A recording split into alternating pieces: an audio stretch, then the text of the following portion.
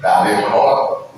Makanya kalau ada orang nih pengurus masjid di lagi ada kegiatan, mau proposal misalnya, lagi kegiatan pengurus, lalu di dalam hatinya gedeng banget sama pengurus, hati-hati Pak. Itu orang udah terjangkit penyakit kikir yang bakal Allah tutup pintu surga buat dia. Kendati pun sholat dia rajin, puasa dia rajin. Siapa tuh datang ke rumah kita tadi? RT Imam mau ngomongin, udah besok-besok lagi, Bapak nggak ada, Bapak bilang hati-hati Pak. Dan begitu.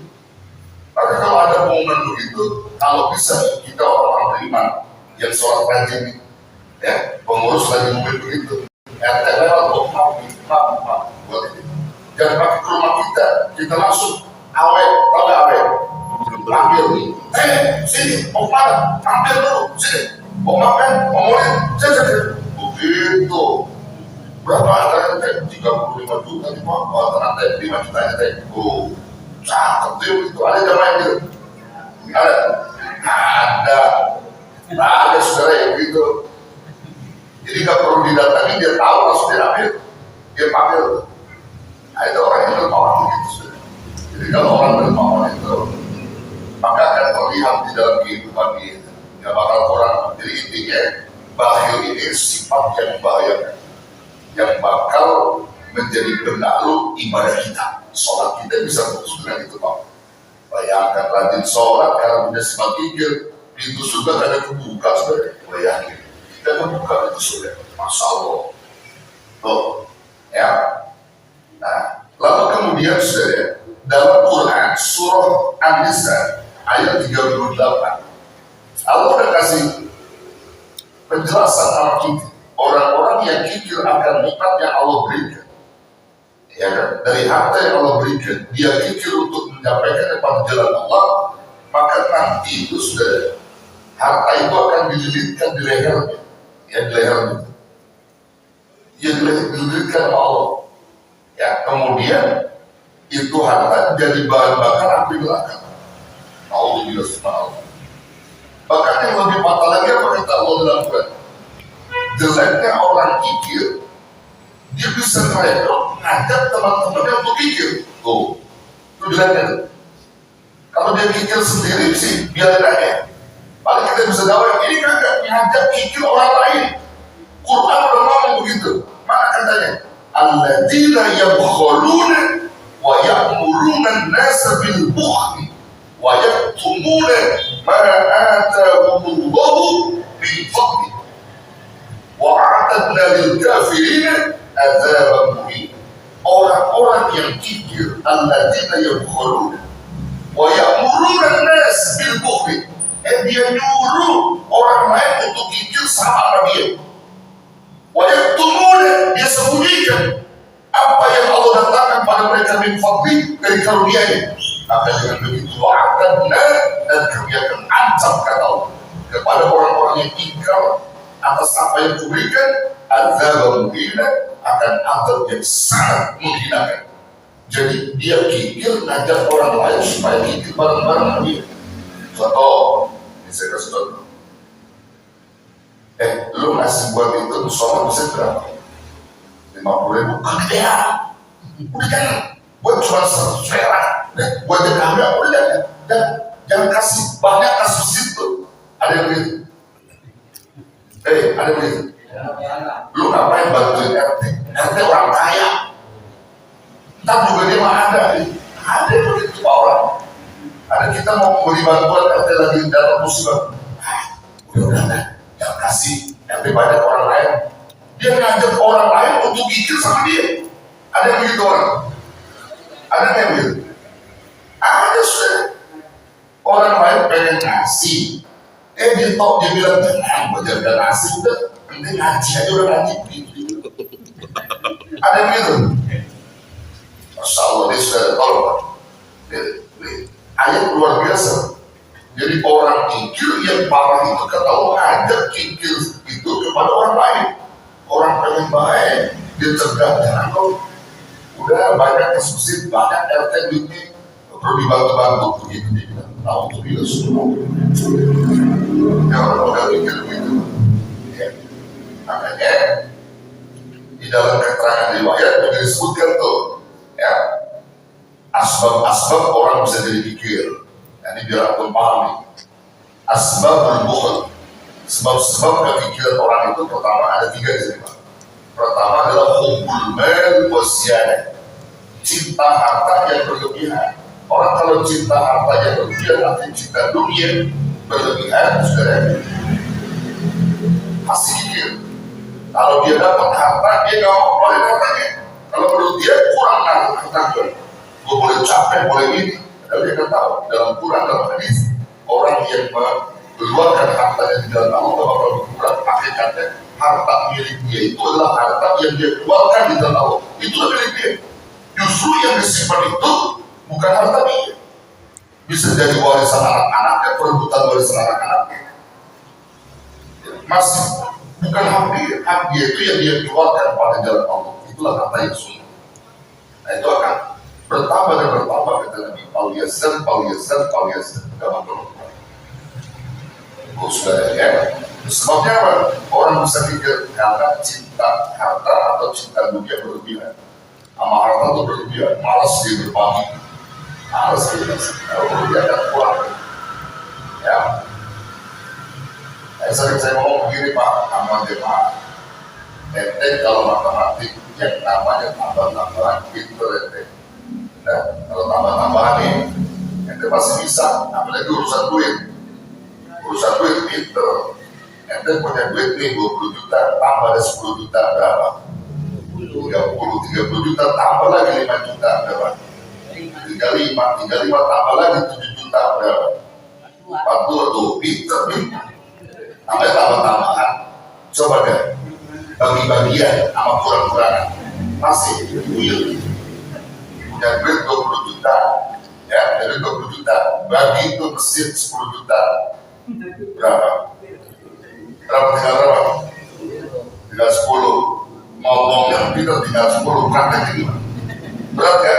Itu. Jadi kalau sebagai bagian berapa? Berat banget deh. Kalau tambah-tambah, harus cepat banget deh. Mau apa terus kalau bagi-bagian terus bisa berkurang harta. Masya Allah, ini menjadi pemikiran kita sudah. Itu yang pertama. Sebab orang bisa pikir karena hubbul mal wasyadah, cinta harta yang berlebihan. Yang kedua, sebab orang itu pikir adalah hubbul miskin wasyadah, takut miskin yang berlebihan. Takut miskin, Pak. Kalau hartanya bagi Allah, takut dia miskin, kurang. Ya, orang begini gak bakal berkah hidupnya. Ya, akhirnya orang-orang yang begini nih, kikir ya, dia sholat, dia puasa, cuma ditawain sama malaikat-malaikat. Lu sholat percuma lu, ibadah lu percuma, kikir juga jalan terus lu. Karena sholat lu akan bisa tertutup dengan sifat kikir lu, begitu kata mereka. Maka kalau orang yang sholatnya benar, kikirnya perlu hilang. Puasanya benar, kikirnya perlu hilang. Kan begitu. Iya sudah. Akhirnya Allah sudah. Ini sifat kikir ini kalau kita pahami, maka kita tidak akan pernah lagi ada sifat kikir dalam diri kita. Ya. Itu sebab yang kedua. Yang ketiga apa? Sebab yang ketiga, orang bisa kikir itu karena naqisus syukur. Naqisus syukur. Karena berkurangnya rasa syukur, kurangnya rasa syukur sama Allah. Ya, kurang rasa syukur. Kalau orang yang gak bersyukur begitu, paling yang ada, numpuk-numpuk harta doang. Dihitung-hitung hartanya bertambah, kurang doang.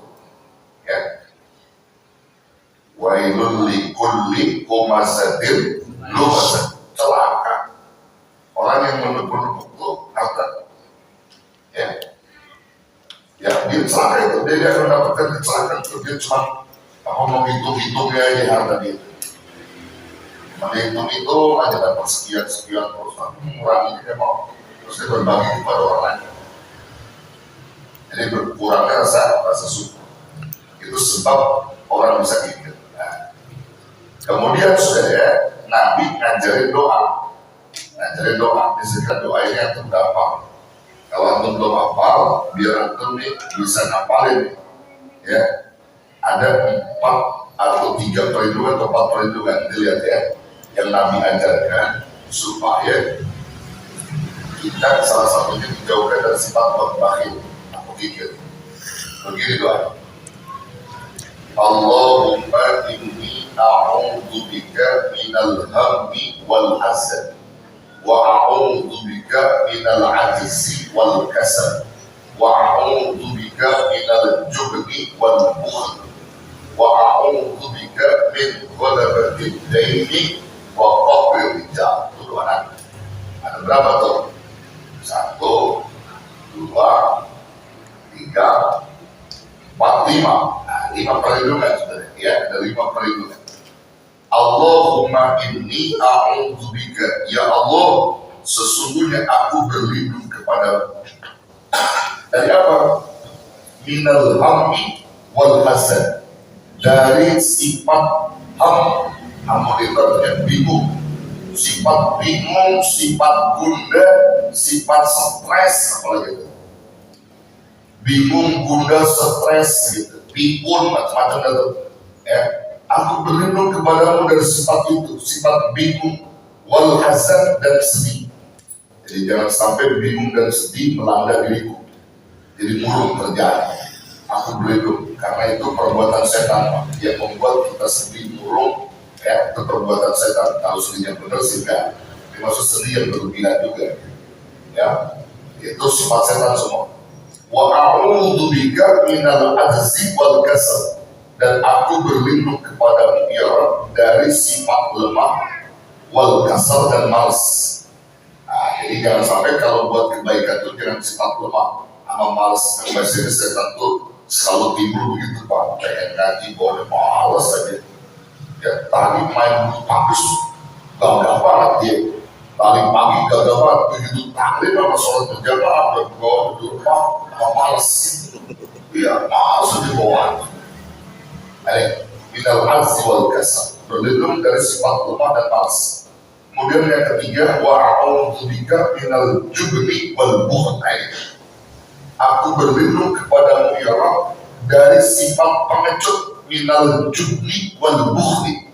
Jubni itu artinya pengecut, rasa takut gitu. Rasa takut yang berlebihan gitu. Jangan sampai kita punya rasa pengecut gitu. Pengen ngomong bener takut, pengen ini takut itu dari pengecut Pak. Pengecut itu sifat setan ya. Setan pada hakikatnya pengecut Pak. Setan itu ya. Kan kita yang rasa takut, padahal kalau kita berani ini takut Pak. Kita berani Bapak di berani. Saya mah bukan kagak berani, kayak iseng doang gitu. Kata saya mah iseng doang, bukan berani mah iseng sama aja berani. Pengecut Pak, sifat pengecut. Jadi jangan sampai kita punya sifat pengecut, wal bukhli dan sifat kikir, berlindung pada Allah.